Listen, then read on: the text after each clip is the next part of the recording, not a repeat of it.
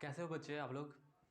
उम्मीद करते हैं कि आप लोग अच्छे होंगे और पढ़ने के लिए पूरी तरह उत्तेजित होंगे और पूरी तरह एक्साइटेड हैं आप लोग पढ़ने के लिए। तो आज हम शुरू करते हैं कैलकुलस का एक फर्स्ट ब्रांच, जिससे कि कैलकुलस का रीड माना जाता है, बेसिक माना जाता है। तो वो है लिमिट।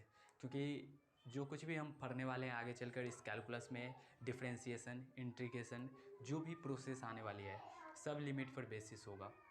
डिफरेंशिएशन, यहाँ तक कि डिफरेंशिएशन निकालेंगे उसके लिए भी हमको लिमिट चाहिए। और इंटीग्रेशन निकालते वक्त वो दो दो तरह का इंटीग्रेशन होगा, डिफिनिट और इनडेफिनिट। तो उसमें सारा जो भी होगा है डिफिनिट वाला, तो उसमें लिमिट का काफ़ी इम्पोर्टेंस ही है वहाँ पर।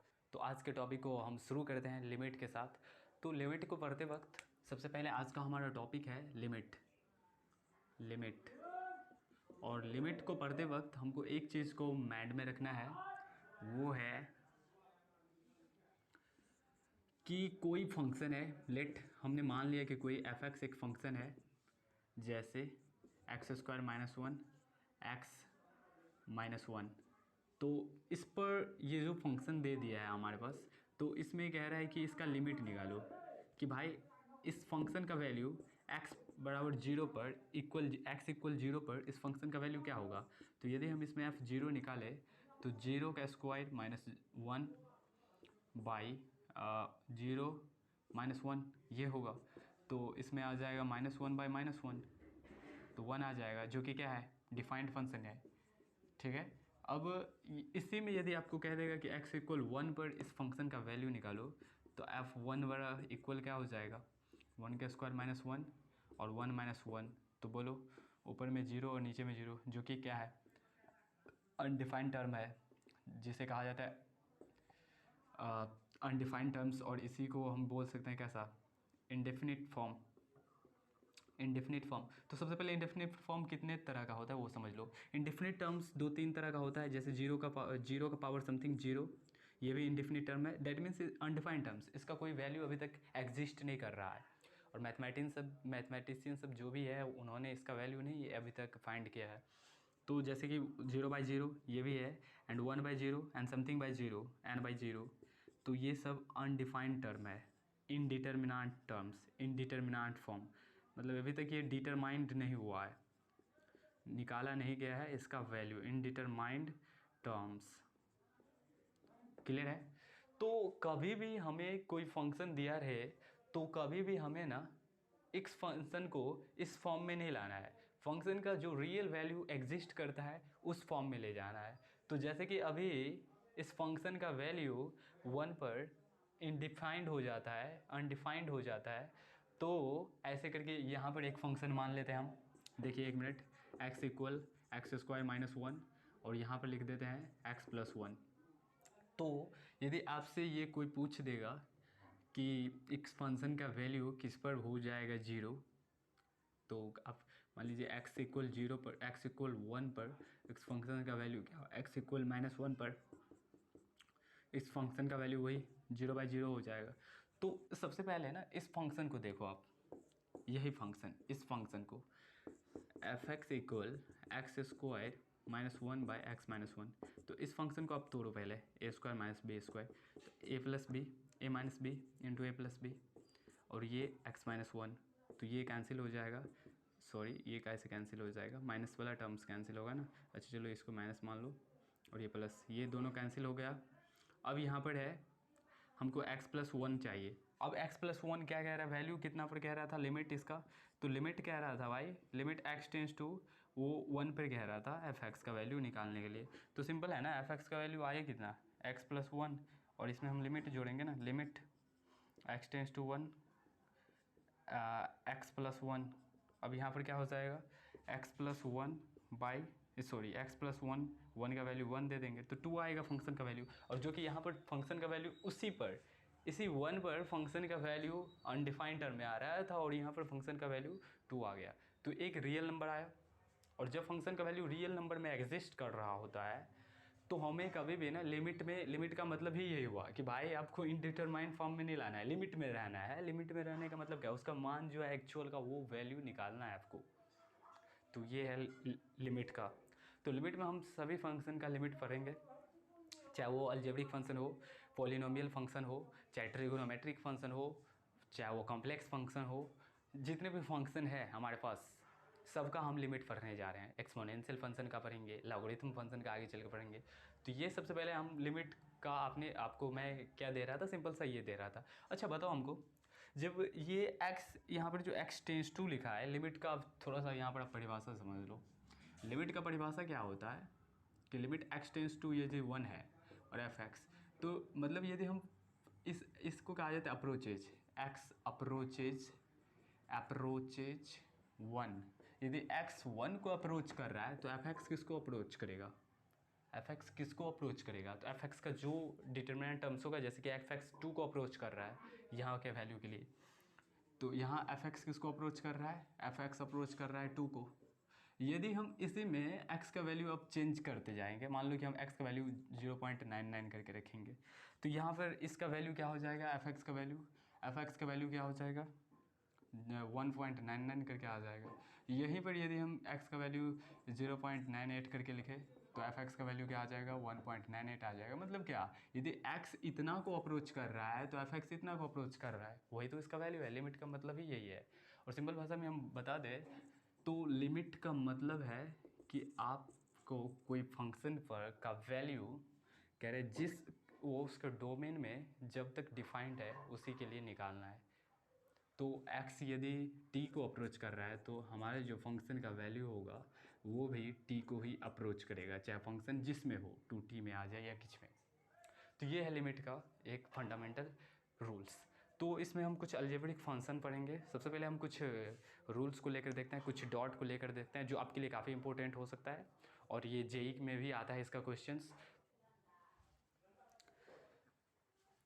तो कुछ फंडामेंटल थ्योरम्स है लिमिट का, उसे हम अभी जिक्र करते हैं। तो फंडामेंटल थ्योरम्स ऑन लिमिट के कुछ फंडामेंटल थ्योरम को अभी हम आपको लिख करके समझा रहे हैं। क्या है उसका फंडामेंटल थ्योरम्स ऑन लिमिट,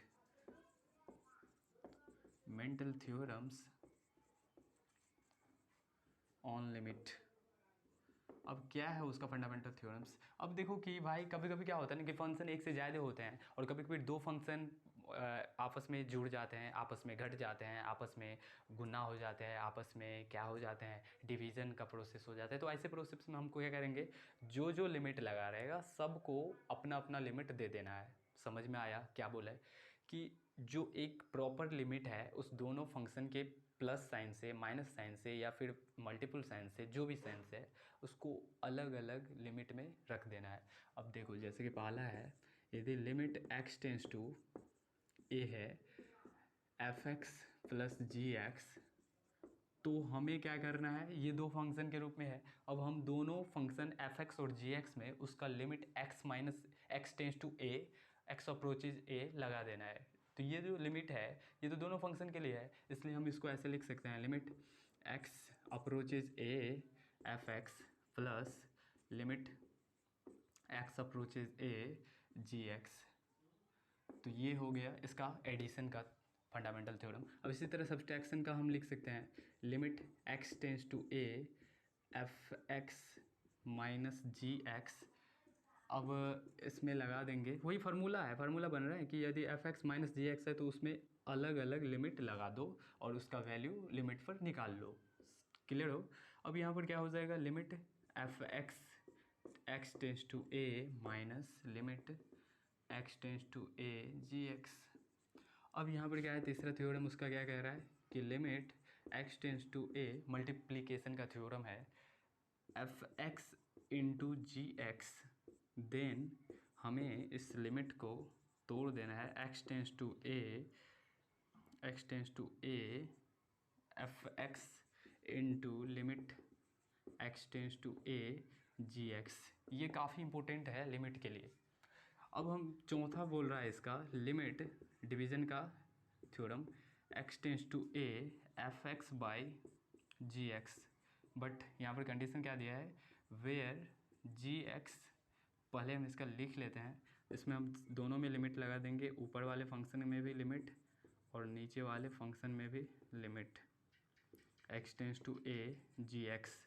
अब यहाँ पर कंडीशन क्या है, वेयर g(x) नॉट इक्वल 0 होना चाहिए, जी एक्स इक्वल यदि जीरो हो जाता है, इफ़ जीरो हो जाता है तो क्या होगा, फंक्शन इनडिटरमिनेट फॉर्म का हो जाएगा, जो कि क्या है, लिमिट के लिए अच्छा नहीं है। तो सबसे पहले ये फंडामेंटल थ्योरम्स है, इसका आप स्क्रीनशॉट ले लो। अब हम आपको कुछ बता रहे हैं, कुछ ऐसे एक्सपेंसन, बाइनोमियल एक्सपेंसन, जो काफ़ी इंपॉर्टेंट है। अब इसका ले लो स्क्रीनशॉट। बाइनोमियल एक्सपेंसन लिमिट के लिए एक्सपोनेंशियल फंक्शन का बाइनोमियल देखेंगे अभी, फिर उसके बाद 1+x का पावर n का देखेंगे बाइनोमियल एक्सपेंसन, क्योंकि विदाउट एक्सपेंसन कुछ ऐसे फंक्शन होते हैं जिसका लिमिट आप फाइंड करना मुश्किल हो जाता है। तो सबसे बाइनोमियल एक्सपेंसन हम कुछ देख लेते हैं प्रॉपर फंक्शन का, ठीक है, tan x का, sin x का। इसी प्रकार कोई पोलिनोमियल फंक्शन का बाइनोमियल क्या होता है। तो जो भी हम binomial expansion, important binomial expansion पढ़ेंगे, बाइनोमियल एक्सपेंसन, तो उस तो सबसे पहले हम देखते हैं 1+x का पावर n का बाइनोमियल एक्सपेंसन। तो इसमें सबसे पहले होता है 1+nx, फिर plus n into n-1 bye 2 का फैक्टोरियल एक्स स्क्वायर। यदि यहाँ पर 2 है तो यहाँ पर x square, plus n into n-1 into n-2 by 3 का फैक्टोरियल, अब x cube, plus n into n-1 into n-2 into n-3 by 4 का फैक्टोरियल एक्स का पावर 4। अब सिमिलरली ऐसे ही वो बढ़ता जाएगा, डेट मीन्स n-3 n-4 बट्टा 5 का फैक्टोरियल एक्स का पावर 5, ऐसे करके बढ़ता जाएगा जहाँ तक आप लिख सकते हैं उसका एक्सपेंड कर सकते हैं। अब एक है x का power n minus x a to the power n बट्टा x माइनस ए का एक्सपेंसन क्या होगा। तो अब हम बात करते हैं दूसरा, x to the power n into a to the power n x minus a का एक्सपेंसन क्या होगा। तो इसका हो जाता है x का पावर n-1 प्लस ए एक्स का पावर n-2 प्लस ए स्क्वायर एक्स का पावर n-3 प्लस ए क्यूब एक्स का पावर n-4 प्लस ए 4 एक्स का पावर n-5। सिमिलरली ऐसे ये बढ़ता जाएगा। यदि हम यहाँ पर a2 लेते हैं तो n-3 हो जाएगा, a3 लेते हैं तो n-4 हो जाएगा। ये होता है उसका एक्सपेंसन, क्योंकि हमको डिफरेंशिएशन में भी काम आने वाले हैं। अब यहाँ पर हम थोड़ा सा पढ़ लेते हैं एक्सपोनेंशियल फंक्शन का एक्सपेंसन। तो एक्सपोनेंशियल फंक्शन का भी सिमिलरली ऐसे ही होता है, 1 plus x by x, 1 plus x, 1 plus x plus x square by 2 का factorial plus x cube by 3 का फैक्टोरियल प्लस एक्स 4 बाय 4 का फैक्टोरियल प्लस एक्स 5 बाय 5 का फैक्टोरियल। तो ऐसे करके ये भी सिमिलरली बढ़ता जाएगा, आप समझ लो। तो सबसे पहले यदि आपको n का फैक्टोरियल कोई पूछ रहा है, n का फैक्टोरियल, इसको आप ऐसे डिनोट कर सकते हैं जब आप, तो इसको आप लिख सकते हो n इंटू n-1 का फैक्टोरियल। अब इसको फिर आप इसी को लिख सकते हो n into n-1 into n-2 का फैक्टोरियल। अब फैक्टोरियल का मतलब क्या होना कि अब घटाते जाओ और वहाँ तक चले जाओ जहाँ तक कि उसका नेचुरल नंबर नहीं मिल जाए, मूल नेचुरल नंबर। अब इसी का फैक्टोरियल आप लिख सकते हो n into n-2 into n-3 का factorial into n-4 into n-5। अब जहाँ तक आप जाओ वहाँ तक छोड़ दो। फॉर एग्जाम्पल आपसे पूछा जाएगा 5 का फैक्टोरियल, तो सिंपल है ना, 5 का फैक्टोरियल का मतलब क्या, 5, डेट मीन्स 5, और 5 में से 1 को माइनस करो, इस फॉर्मूला करो ना, 5 में से 1 को माइनस करो तो 4, फिर इंटू 5 में से 2 को 3 करो, 3 इंटू 5 में से 3 को करो, 2 इंटू 5 में से 4 को करो, 1 इंटू 5 में से 5 को करो, तो 0 का फैक्टोरियल। तो 0 का फैक्टोरियल को 1 माना जाता है, ये हो जाएगा। अब इसको मल्टीप्लिकेशन करो, 20 को 3 से 60, फिर इसको 2 से 120, तो 120 इसका आंसर, क्योंकि 0 का फैक्टोरियल 1 होता है, 0 का फैक्टोरियल इक्वल 1। अब ये था इसका एग्जाम्पल। अब साइन एक्स का क्या होता है, इसका ये एक्सपेंसन, साइन एक्स का एक्सपेंसन किस तरह से होता है।